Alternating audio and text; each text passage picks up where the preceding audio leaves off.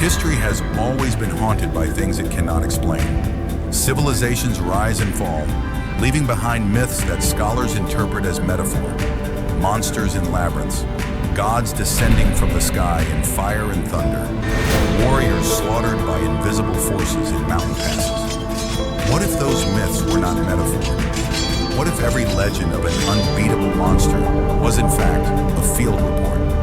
That is the audacious premise of Predator, Labyrinth of the Minotaur, the fourth chapter in the rebooted Predator timeline, and perhaps the most intellectually ambitious entry since Prey. Set in ancient Crete, approximately 1400 BCE, during the height of Minoan civilization, the film follows a seasoned company of Cretan soldiers, veterans of naval warfare, disciplined, lethal, ordered by their king to enter the famous labyrinth beneath the palace of Knossos and eliminate the creature that has been devouring tribute captives.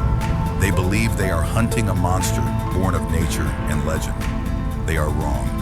The labyrinth in this telling is not a natural cave system. It is an ancient predator trap, a hunting ground established centuries before the Cretans built their palace above it.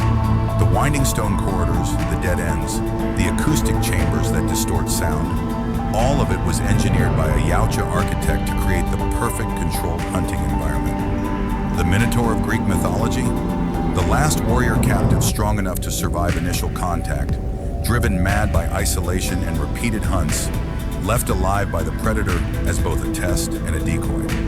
The film opens with devastating efficiency.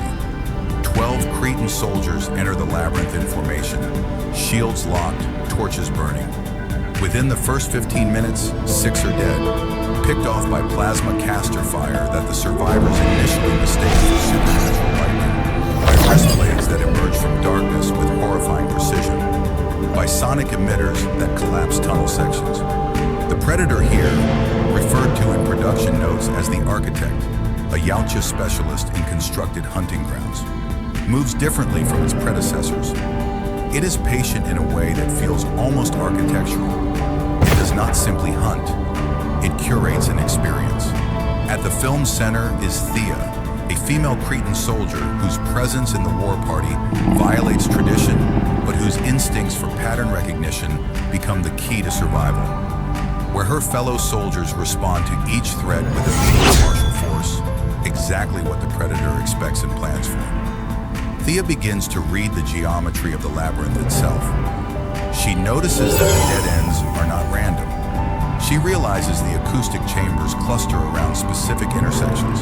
She understands, slowly and with mounting horror, that they are not lost in a maze. They are being guided through one. The film's action set pieces are spectacular and varied. A torchlit corridor, chase that uses shadow and flickering light with extraordinary craft. A desperate underwater sequence in a flooded chamber where the Predator's thermal vision is defeated by the temperature equalizing water. Thea's accidental discovery of the hunter's blind spot.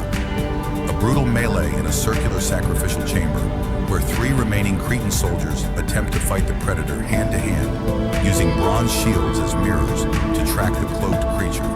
A sequence that deliberately echoes Prey's biomask reversal while finding its own unique visual language. The Architect Predator is the franchise's most complex antagonist in terms of behavior. Unlike the feral predator of Prey who was impulsive and aggressive, or the super predators of the game-preserved planet who were brutal and dominant, the Architect is methodical. It observes. It modifies its own traps in response to how the survivors adapt. When Thea discovers how to read the sonic signatures that precede a plasma caster shot, the Predator actually changes its attack pattern, escalating the intellectual combat to a level of genuine mutual respect that the film earns rather than simply asserts.